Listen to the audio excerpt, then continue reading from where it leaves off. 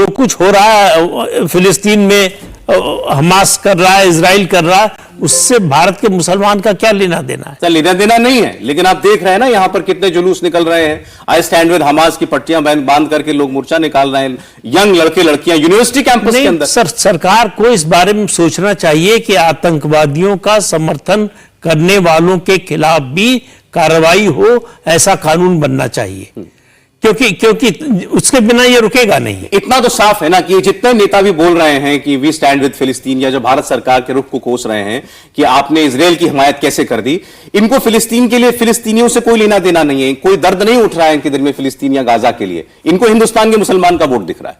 बिल्कुल, फिलिस्तीन की चिंता नहीं है, फिलिस्तीन के आम नागरिक की चिंता नहीं है, और दुनिया में कहीं भी जो कुछ हो रहा है उसमें हमारा वोट कैसे आए, सिर्फ इसकी चिंता है। और हेमंत बिस्वा शर्मा ने जो बोला कि इतना तो इजराइल को क्रिटिसाइज हमास भी नहीं कर रहा है जितना भारत के नेता कर रहे हैं। नहीं, मुझे लगता है कि इसमें जरा सा भी हेमंत बिस्वा शर्मा कोई ओवर द बोर्ड नहीं गए हैं। वो कोई ऐसा काम नहीं कर रहे हैं जो होता हुआ नहीं दिख रहा है। अब ये जरूर सुनने में अटपटा लगता है कि सुप्रिया सुले को गाजा भेज देंगे। शायद इस तरह से नहीं बोलना चाहिए, हम लोग जो राजनीतिक शब्दों में कहें या भारत में जो परंपरा रही है। लेकिन जो प्रदीप जी ने कहा उसको मैं थोड़ा सा और संदर्भ के साथ जोड़ देता हूं।